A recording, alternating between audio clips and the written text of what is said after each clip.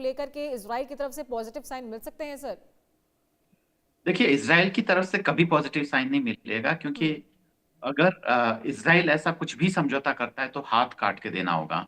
कि ये एक तरफा, ठीक है, ऐसा ही होगा जैसे कि भारत ने लंबे समय तक एक तरफा आतंकवाद की मार झेली। हम्म। तो वो वहां के जो आतंकी है, जो इसराइल की नजर में, भारत सरकार की नजर में नहीं, तो इसराइल की नजर में जो आतंकी हैं, वो ये वहां पे हमले करते रहेंगे। और इसराइल अपने हाथ काट के पहले ही दे चुका है, क्योंकि वह हमला नहीं करेगा या वापस जवाब नहीं देगा। तो ये तो बहुत ही इसराइल के लिए अनकंफर्टेबल सिचुएशन है। हम्म। कभी नहीं होगा। पर हाँ, ईरान जरूर समझौता कर सकता है, क्योंकि अभी ईरान के लिए जरूरी है। उसके लिए अगर वो नहीं करेगा तो नुकसान और ज्यादा उठाना पड़ेगा।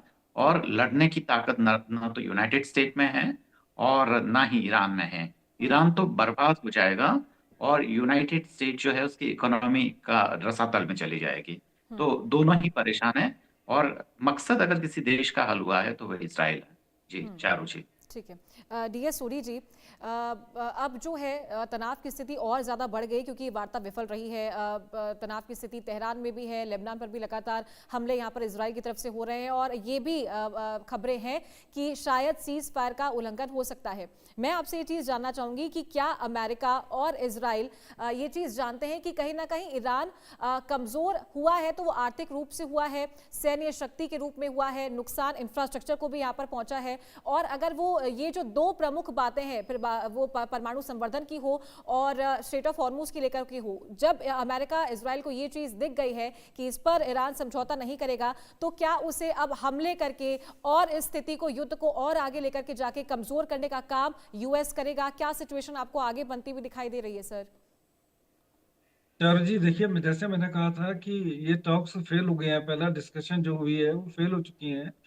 और ईरान ने भी अपना इंटेंट बिल्कुल क्लियर कर दिया है with hmm. Regard to nuclear program as well as with regard to Hormuz. जहाँ पे अमेरिका का सवाल है, अमेरिका ने ये कहा था कि वो बड़े अच्छे इंटेंट के साथ आए थे डिस्कशन करने के लिए। और जेडी वैंस साहब ने ये भी कहा था कि अच्छी डिस्कशन हुई है लेकिन फेल हुई है। तो इसका ये मतलब हम निकाल सकते हैं कि कुछ एक अटेम्प्ट शायद और हो सके, क्योंकि डिप्लोमेसी ही एक जरिया है इस कॉन्फ्लिक्ट को एंड करने के लिए। पर साथ ही साथ देखिए, जहां तक अमेरिका का स्टैंड रहा है, वो स्टैंड अमेरिका का अभी भी जारी रहेगा और इसराइल का भी रहेगा कि जो ईरान है उसको किसी भी तरीके से उनका जो न्यूक्लियर प्रोग्राम है उसको हम्म। उनको बंद करना है। उनके जो मिसाइल प्रोग्राम है उनको उनको स्टॉप करना है। हालांकि उन्होंने ये कहा है कि ईरान जो है वो अपने जो मिसाइल्स हैं उनकी रेंज कम कर दे। तो ये स्थिति तो बनी हुई है। लेकिन जैसे आपने कहा कि पॉसिबिलिटी जरूर है कि सीज फायर ब्रेक भी हो सकता है। अमेरिका के अटैक्स ईरान के ऊपर दोबारा हो सकते हैं। हम्म। इसराइल भी ईरान के ऊपर दोबारा से अटैक कर सकता है। तो अभी थोड़ा कॉम्प्लेक्स सिनेरियो है। पर आशा करते हैं कि शायद ये जो सीज फायर है ये ब्रेक ना हो। हम्म। और मे भी इसको थोड़ा एक्सटेंड किया जाए, ताकि सेकंड राउंड ऑफ डिस्कशंस के लिए कोई ना कोई रास्ता या हल आगे निकले। हम्म। क्योंकि इतनी स्ट्रिंजेंट कंडीशंस जब होती हैं तो हम्म। ये एक दिन में या एक हफ्ते में या एक महीने में हल ठीक नहीं है। होती हैं। हम्म। इनको थोड़ा टाइम लगता है। हम्म। तो यही होप है। लेकिन जहां तक हार्मूज का सवाल है, ये इशू तो चलता जी ही जी रहेगा। जी। अमेरिका कहेगा, कह रहा है कि अमेरिका का वहां पे ठीक है। इंटरेस्ट नहीं है, लेकिन उस साथ ठीक में है। ये भी कह रहा है कि वो हर एक्शन लेंगे ताकि हार्मूज चैनल जो ठीक है। है वो खुला रहे। ठीक है। इस बीच एक बड़ी खबर आ रही है, अरविंद जी मैं आती हूँ आपके पास में। शांति वार्ता पर तुर्की के राष्ट्रपति का बड़ा बयान सामने आया है। वार्ता फेल के लिए नेतन्याहू को जिम्मेदार ठहराया जाए। तुर्की के राष्ट्रपति ने कहा है कि पाकिस्तान शांति स्थापित करने में असफल रहा, इजराइल पर हमला करना हमारा कर्तव्य होगा। तो ये बड़ा बयान इस शांति वार्ता के बाद।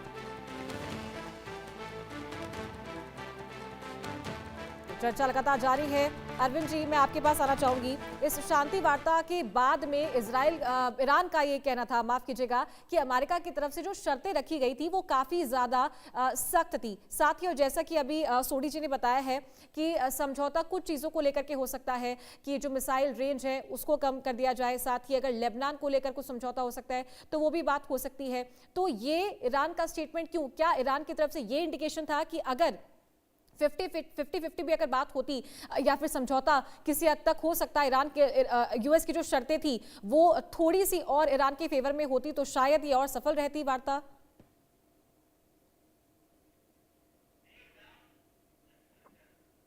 यस डेफिनेटली, यहाँ पर यह तो सच है हम्म। कि ईरान यह समझौता करना चाहेगा, हम्म। क्योंकि ईरान में लगभग अभी तक जो टोटल नुकसान हुआ है मेरे अंदाज से 340 बिलियन यूएस डॉलर का है, हम्म। जो कि बहुत बड़ा नुकसान है।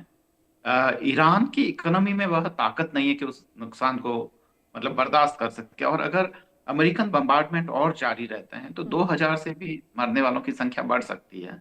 और ज़ाहिर तौर पर वह ईरान जो है वह इराक भी नहीं बनना चाहता है, हम्म। और अभी ईरान के पास वह कैपेसिटी नहीं है कि वह पूरी तरीके से हमला करके इसराइल या अमेरिका को जवाब दे सके। उसके पास आईसीबीएम मिसाइल तक नहीं है कि वहां तक उसके परमाणु हथियार पहुंच सके, और ना ही कोई ऐसे फाइटर B-2 बॉम्बर्स जैसे हैं कि वो अमेरिकन जो वायुसेना है हम्म। उसका क्रॉस कर सके। जब ये सब नहीं है हम्म। तो जाहिर है कि ईरान है वो समझौता करना चाहेगा। हम्म।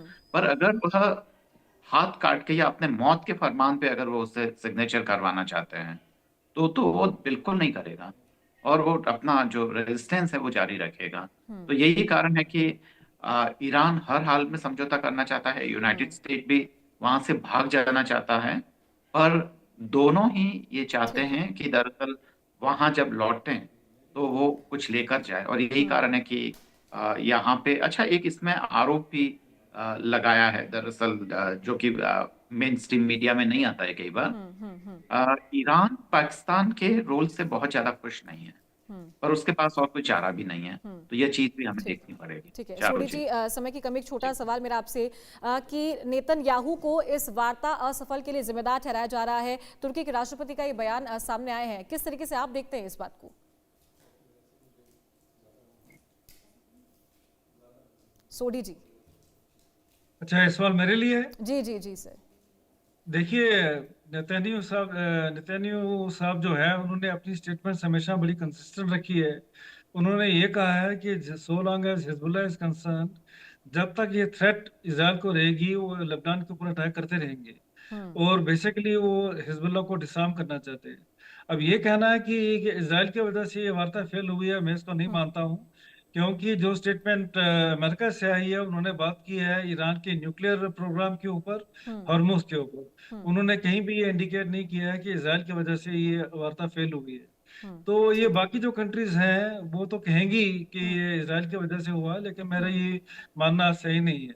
ठीक है। अब स्थिति जो बनती जा रही है, आप देखिए स्टेटमेंट्स अब हुती से भी आई हैं पिछले हम्म। दिन। एक दिन पहले हम्म। स्टेटमेंट हुती से भी आया है। उन्होंने ये कहा है कि अगर ईरान के ऊपर दोबारा से अटैक होते हैं तो वो अपनी जो एक्टिविटीज हैं उसको भी ठीक है। जी काफी जी। एक्टिव कर देंगे। हम्म। और इसराइल के ऊपर और मे भी जहाँ पे अमेरिकन बेसेस ठीक हैं है। वहां पे वो अटैक करेंगे। ठीक है, चलिए आप दोनों का बहुत बहुत शुक्रिया, जे एस सूरी जी और अरविंद सिंह जी, हमारे साथ जुड़ने के लिए। और